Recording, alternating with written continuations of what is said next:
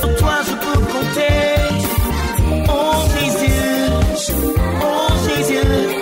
Seigneur tu as dit, Seigneur tu as dit, Seigneur tu as dit. Je me souviendrai toujours que tu as dit un jour que le sommet est encore là. Oh, Seigneur tu as dit, Seigneur tu as dit, Seigneur tu as dit.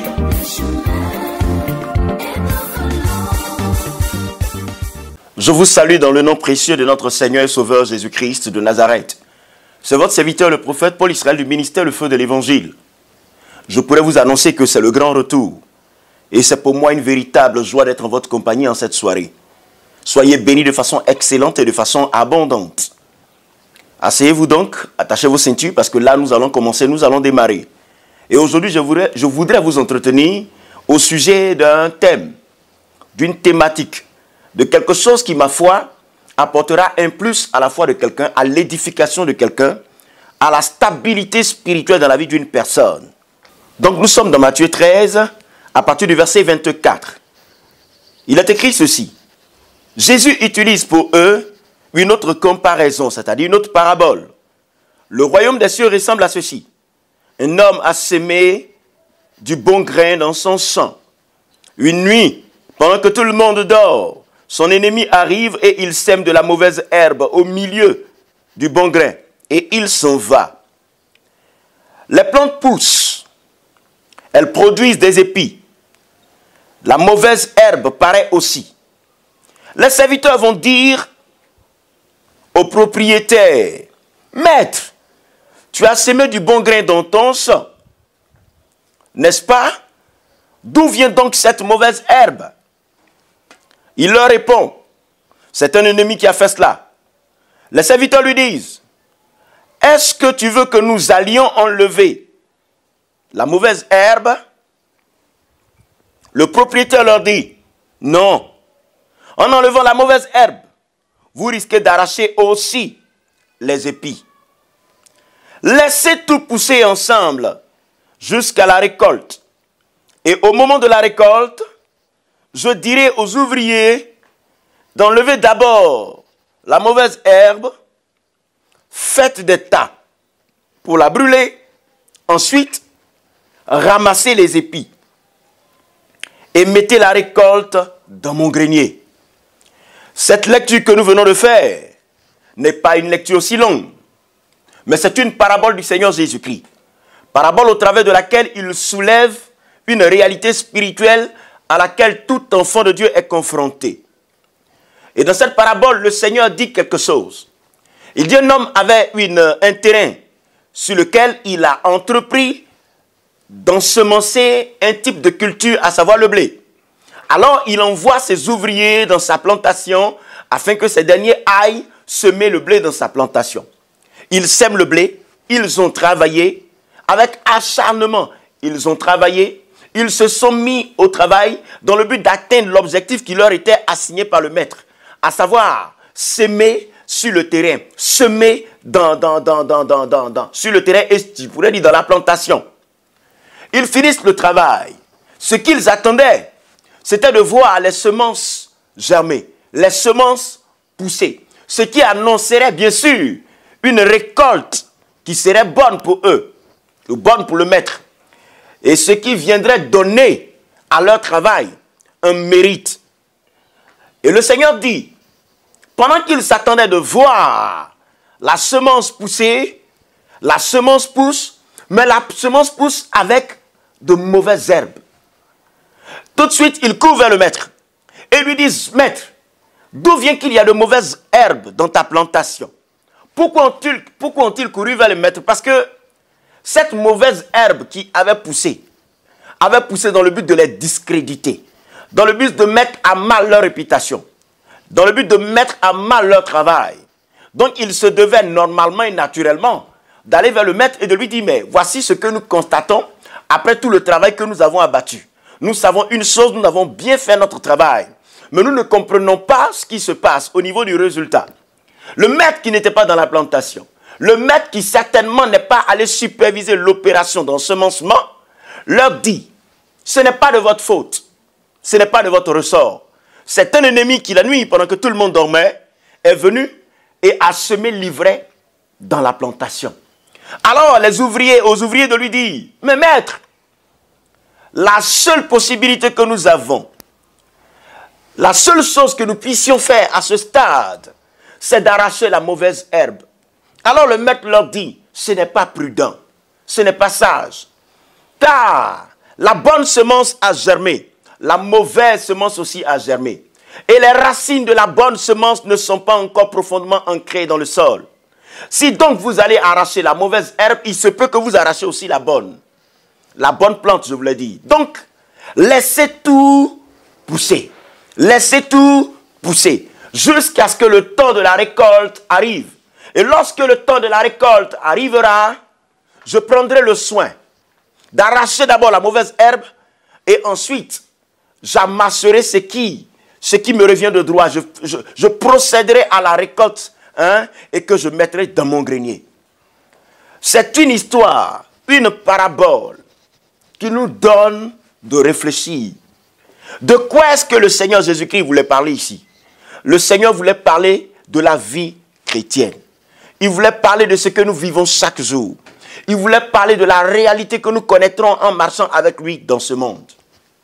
Lorsque vous prenez le blé et que vous prenez l'ivraie et que vous les plantez, vous semez les deux plantes, c'est-à-dire les deux graines, la graine du blé et la graine de l'ivraie, lorsque les deux vont pousser, vous ne pourrez pas faire de différence tout de suite entre le blé et l'ivraie. Vous ne pourrez pas faire de différence, car il est très difficile, il est même très compliqué de faire une différence entre ces deux plantes lorsqu'elles ont tout de suite germé, parce qu'elles se ressemblent trait pour trait. Les caractères semblent être les mêmes. Et ne pouvant faire de différence, vous allez confondre tout de suite le blé à l'ivraie. Mais qu'est-ce que c'est que l'ivraie? L'ivraie est une plante parasite. L'ivraie est une plante parasite. La plante parasite a une caractéristique principale et particulière. Et cette caractéristique, c'est quoi? C'est que la plante parasite vit sur le dos des autres plantes. Ça veut dire que lorsqu'une plante parasite s'accroche à une autre plante, il faut que la plante à laquelle s'est accrochée la plante parasite puise dans le sol les ressources nécessaires pour la plante parasite et ensuite puise les ressources pour elle-même. C'est-à-dire que ses racines doivent travailler doublement. Ses racines doivent la nourrir, elle, et nourrir ensuite la plante parasite. Si elle ne nourrit pas la plante parasite peut finir par la phagocyter. Donc, une plante, je pourrais dire, qui est parasitée, a le devoir et a l'obligation de travailler doublement pour sa propre survie. Sinon, elle ne vivrait pas. Mais, cela entraîne quelque chose. C'est que lorsqu'une plante est parasitée par une autre, cette plante-là est stressée. Je dis bien, cette plante-là est stressée. Pour ceux qui s'y connaissent en agriculture, vous pouvez vous renseigner. Si vous avez un arbre fruitier chez vous et que cet arbre fruitier ne porte pas de fruits, alors que c'est pour les fruits que vous l'avez planté là, vous l'avez mis là, commencez à stresser l'arbre en blessant l'arbre, comme si vous allez le tuer. Vous verrez qu'à la saison suivante, l'arbre va produire du fruit et va produire du fruit de façon abondante. Quelqu'un pourrait dire, ou quelqu'un aurait pu dire, ou quelqu'un dirait, mais le maître aurait dû laisser les ouvriers arracher tout de suite la mauvaise herbe qui semble être un obstacle à la croissance de la bonne herbe et un obstacle à la récolte et à la moisson. Mais dans la sagesse du maître, il a exploité la présence de la mauvaise herbe. Car lorsque vous ensemencez dans une plantation, ce qui vous intéresse, ce n'est pas la qualité, ce n'est pas la qualité de la plante. Ce n'est pas seulement la santé de la plante. Ce qui vous intéresse, c'est le fruit. Ce qui vous intéresse, c'est la récolte. Et le maître savait que lorsqu'une plante est stressée, cela influe sur la récolte. Cela influe sur la moisson. Et pour une grande moisson, donc, la plante parasite, il semble qu'elle soit nécessaire. Il semble qu'elle est nécessaire. Voilà pourquoi il a dit de laisser croître. Et aujourd'hui, il se trouve que plusieurs parmi nous sentent la présence de plantes parasites. Les plantes parasites, ce n'est rien d'autre que les esprits méchants. Les plantes parasites, ce n'est rien d'autre que ceux-là qui sont auprès de nous, parfois même dans nos églises, qui se jouent les chrétiens, qui se jouent les chrétiennes, qui se jouent les serviteurs de Dieu, qui se jouent les servants de Dieu. Mais alors qu'au fond, rien de rien. Jésus qu'ils prônent n'est pas en eux. Jésus dont ils parlent n'est pas là. En réalité, c'est du bout des lèvres qu'ils parlent de Jésus. Mais ils ont un autre maître. Et le Seigneur dit, le maître dit, laissez pousser. Pourquoi laisser pousser? Laissez pousser parce que leur présence va provoquer une croissance au niveau du fruit. Je vais te dire quelque chose, chrétien. Ce qui intéresse Dieu, c'est le fruit, car il nous considère parfois dans sa parole comme des arbres. Et il veut que nous portions des fruits de façon abondante et de bons fruits. Mais pour que le fruit soit là, il faut que tu sois stressé. Voilà pourquoi quelqu'un se dira, mais en Christ, on n'a pas la paix. En Christ, on n'est pas tranquille. Un combat finit et un autre vient. Une persécution finit, une autre vient. Une épreuve vient et après cette épreuve, une autre épreuve vient. Oui, en Christ, c'est comme ça. Pourquoi? Parce que les épreuves vont te rendre fort. Les épreuves vont te rendre puissant. Lorsque la nation d'Israël a quitté l'Égypte pour partir à Canaan, et que tous ceux qui connaissaient la guerre étaient morts, qui savaient faire la guerre étaient morts, Dieu a dit à Josué de laisser un reste des ennemis d'Israël. Parce qu'il disait, ceux qui sont la nouvelle génération ne savent pas faire la guerre. Ils vont apprendre à faire la guerre à partir des restes de leurs ennemis que je leur ai laissés. Ah mais Seigneur, débarrasse-toi, débarrasse-nous d'eux une bonne fois pour toutes. Il faut que tu apprennes à faire la guerre. Il faut que tu saches faire la guerre. Si cette épreuve n'était pas venue à toi, tu n'aurais pas cette vie de prière. Si cette épreuve n'était pas venue à toi, tu n'aurais pas cette vie de jeûne. Si cette épreuve n'était pas venue à toi, tu n'aurais pas cette vie de consécration. C'est parce que tu es talonné, c'est parce que tu es bousculé, c'est parce que tu es pourchassé, c'est parce que tu es traqué que cela te donne le caractère spirituel que tu es en train d'avoir. Dieu se sert de nos épreuves pour nous bonifier. Dieu se sert de nos épreuves pour nous faire avancer. Dieu se sert de nos épreuves pour nous polir. Et je dis, au soir de ce que tu es en train de vivre, tu seras l'homme de Dieu que Dieu veut. Tu seras la servante de Dieu que Dieu veut. Tu seras le chrétien que Dieu veut. Nul ne sait de quoi demain sera fait. Mais le Seigneur a un plan. Le Seigneur a un projet pour toi et pour moi. Et le Seigneur, quand il a un projet, il investit dans ce projet. Tu es un investissement de Dieu et cet investissement ne doit pas être perdu. Et pour ce faire, Dieu utilisera tout ce qu'il peut utiliser de telle sorte que le projet puisse aboutir. Et le projet, c'est quoi? C'est qu'à la fin, on t'appelle vaillant héros. C'est qu'à la fin, on te dise, oui, ça, c'est une servante de Dieu. Ça, c'est un serviteur. Lui, c'est un serviteur de Dieu. Elle, c'est une servante de Dieu. Le sorcier est dans ta maison, je le sais.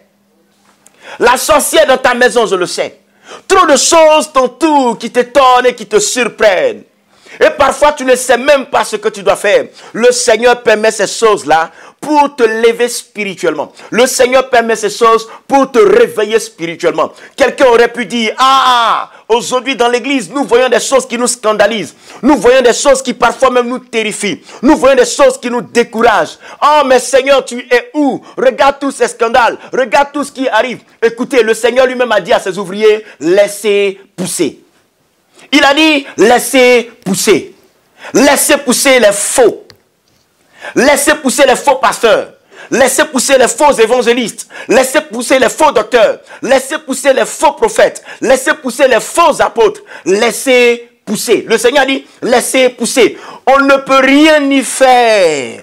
On ne peut rien y faire. Je le répète, on ne peut rien y faire et on ne pourra jamais rien changer. Dieu a voulu les choses comme ça. Ils ont leur rôle à jouer. Et écoutez-moi, écoutez-moi. Personne ne pourra arrêter le processus qui est enclenché. Dieu seul pourra le faire. Un temps arrive où Dieu les arrachera. Mais pour l'instant, laissez-les pousser. Il faut qu'ils germent. Il faut qu'ils grandissent. Il faut qu'ils croissent. Il faut qu'ils portent des fleurs. Il faut qu'ils portent des fruits. Il faut aussi que sur la place, sur la scène, ils se signalent. Mais pendant qu'ils sont en train de nous pomper, pendant qu'ils sont en train de te faire souffrir, pendant qu'ils sont en train de te tuer, pendant qu'ils sont en train de t'oppresser, le Seigneur se saisit de cette oppression-là pour t'envoyer dans une dimension qu'il veut pour toi. Une dimension de prière, une dimension de jeûne, une dimension de compréhension de sa parole, une dimension dans laquelle le Seigneur t'aiguise. Écoute-moi, la plante parasite a un rôle à jouer. Ce qui intéresse le Seigneur, c'est ton fruit. Ce n'est pas autre chose. C'est le fruit qui intéresse le Seigneur. C'est le fruit qui intéresse le Seigneur. Je le répète, C'est le fruit qui intéresse le Seigneur. Je me souviens, lorsque Dieu se révéla à Jérémie pour lui dire que Jérémie était son serviteur et qu'il serait son porte-parole auprès des nations, Jérémie a dit, Seigneur, je suis un enfant. Seigneur, je suis un enfant. Ça veut dire que Jérémie se minimisait. Si Jérémie se minimise, que faire pour que cet homme que Dieu s'est choisi change de mentalité, change de façon de voir? Il a choisi Gédéon. Gédéon a dit, ma famille est la plus petite. Je fais partie de la plus petite tribu d'Israël. Ce que tu me demandes est trop compliqué. Ce que tu me demandes, je ne peux pas le faire. Alors que lorsque l'ange est venu lui annoncer sa mission, l'ange l'a appelé vaillant héros. Mais voilà un vaillant héros, du moins voilà un vaillant héros qui, au lieu de prendre sa position de héros, est dans une situation de faiblesse. Mais que faire pour que ce dernier-là se réveille spirituellement? C'est parce que tu es dans des combats que tu es réveillé spirituellement. C'est parce que tu as attaqué que tu es réveillé spirituellement. C'est parce que tu es combattu que tu es réveillé spirituellement. Dieu a besoin que tu sois réveillé. Dieu a besoin que tu sois éveillé. Dieu a besoin que tu sois à ton poste. Dieu a besoin que tu sois la sentinelle qu'il faut. Dieu a besoin que tu sois éclairé. Dieu a besoin que tu gardes ta position jusqu'au temps favorable, au temps fixé, où comme une flèche, il va te lancer afin que tu répondes aux exigences qui sont conformes au temps pour lequel Dieu t'a choisi, qui sont conformes au temps pour lequel Dieu t'a préparé. Et Dieu ne veut pas rater sa cible. Dieu ne veut pas rater son travail. Dieu ne veut pas échouer. Et jamais Dieu n'a échoué. Tu n'as jamais lu dans la Bible tous ceux qui nous ont précédés, tous ceux qui étaient là avec nous, tous ceux qui avaient une relation avec ce Dieu. Il les a bâtis dans la souffrance. Il les a bâtis dans les difficultés. Il les a bâtis dans l'opposition. Regarde bien David. Comment quelqu'un qui doit combattre un homme, Dieu fait en sorte qu'il combat d'abord un lion et un ours. Tu n'as jamais lu ça? Il dit, Jérémie, si tu ne peux pas courir avec les chevaux, tu ne pourras pas courir avec les hommes. Donc pour quelqu'un qui doit courir avec les chevaux, sa formation, du moins avec les hommes, sa formation, son entraînement, c'est avec des chevaux. Un homme peut-il courir avec un cheval? Dieu dit, Jérémie, tu vas courir avec les chevaux avant d'aller affronter les hommes. Donc Dieu veut que tu sois fort. Dieu veut que tu sois au-dessus de la moyenne. Dieu veut que tu sois parmi les champions. Il ne veut pas que tu échoues. C'est pourquoi il prend les dispositions maintenant, les dispositions idoines maintenant,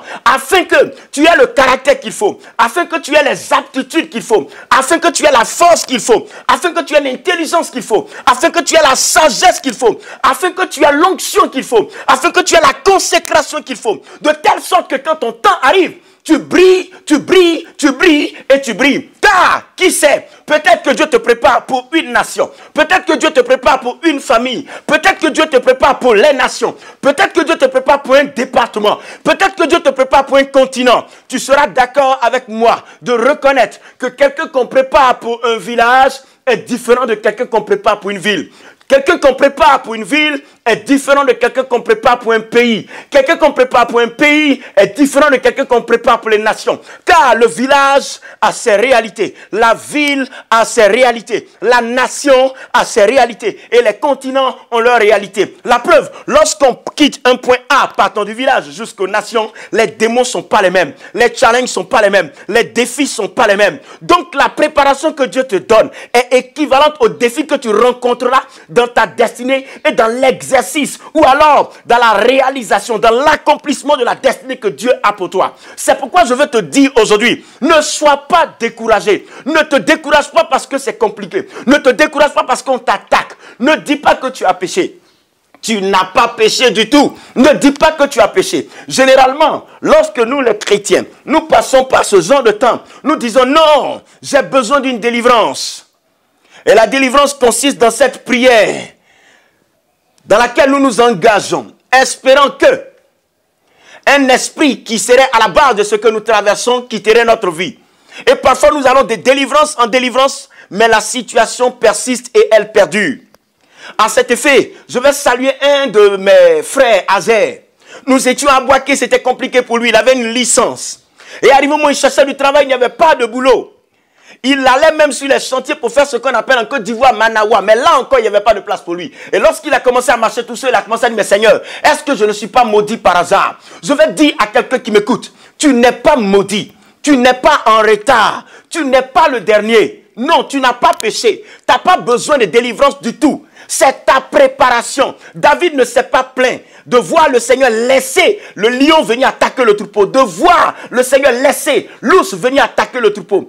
Jérémie ne s'est pas plaint d'apprendre à courir avec les chevaux. Ne te plains pas. La difficulté qui est en face de toi maintenant sera ta force. La difficulté qui est en face de toi maintenant va te révéler. La difficulté qui est en face de toi maintenant va te forger. C'est là que tu vas puiser les ressources. C'est là que tu vas puiser les rudiments. C'est là que tu vas puiser ce qu'il te faut pour ce qui vient demain. Car je vais te dire, l'avenir se trouve pas, non, le futur, ce n'est pas dans le passé. Le futur, c'est devant. Le futur, c'est devant. Donc, ce que tu vis maintenant, prépare demain. Ce que tu vis maintenant, apprête demain. Laisse le Seigneur t'apprêter. Laisse le Seigneur te former. Laisse le Seigneur t'éduquer. Laisse le Seigneur te préparer. Ne te plains plus de qui que ce soit et de quoi que ce soit. Ils font leur travail. Laisse-leur faire leur travail. Les sorciers font leur travail. Les mystiques font leur travail. Les démons font leur travail. Mais un jour arrive où lorsque le Seigneur dira qu'il est l'heure, tu verras que lorsque tu sortiras de ta tanière comme un lion et que tu rugiras, tu verras que toutes ces oppositions, tous ces adversaires que tu as connus autrefois, ils vont plier le chine devant toi. Parce que ce jour-là, la force révélée de Dieu qui était cachée en toi se manifestera pour établir que par toi, la volonté de Dieu s'accomplit dans un temps, dans une période, dans une saison. Tu es une personne que Dieu a choisie. Il y a quelqu'un qui me regarde, qui m'écoute, c'est une femme. C'est à toi que je parle maintenant. Tu es quelqu'un que Dieu a choisi. Tu es quelqu'un que Dieu a choisi. Ne regarde pas les difficultés que tu as maintenant. Servant de Dieu, relève-toi. Servant de Dieu, relève-toi. Tu veux abandonner, relève-toi. Tu dis c'est difficile, relève-toi. Le Seigneur n'a jamais dit qu'il allait nous abandonner. Il a dit ceci: je ne t'abandonnerai pas, je ne te délaisserai pas. Jamais il ne t'abandonnera, jamais il ne te délaissera. On te combat, c'est vrai, mais de ces combats sortira une vaillante. Donc lève-toi et continue le ministère. Pour tous ceux qui sont dans le même cas, reprenez courage, reprenez force, reprenez la course. Lève-toi, marche et avance. Car je vais te dire, la récompense est au bout de l'effort. Et le Seigneur dit, persévérer. Alors, persévère, persévère, persévère, persévère. Le temps arrive où la mauvaise herbe sera arrachée. Et ce temps n'est pas loin. Mais lorsque la mauvaise herbe sera arrachée, c'est alors que nous serons glorifiés et nous serons récompensés. À celui qui vaincra, dit le Seigneur, je donnerai la couronne de vie. Soyez bénis. Que Dieu vous bénisse abondamment. C'était votre serviteur, le prophète Paul Israël du ministère Le Feu de l'Évangile. Certainement, par la grâce de Dieu, nous nous verrons le dimanche prochain à partir de 6h30. L'horaire a changé, mais ce n'est pas un problème. Demeurez bénis chez vous. Shalom, shalom. Et puis, il n'y a pas une épreuve qui soit au-dessus de tes forces. Sois béni et à très bientôt. Sur toi je peux compter. Oh Jésus, oh Jésus. Seigneur tu t'as dit, Seigneur tu t'as dit, Seigneur tu t'as dit. Je me souviendrai toujours que tu as dit un jour que le sommet est encore là. Oh, Seigneur tu as dit, Seigneur tu as dit, Seigneur tu as dit.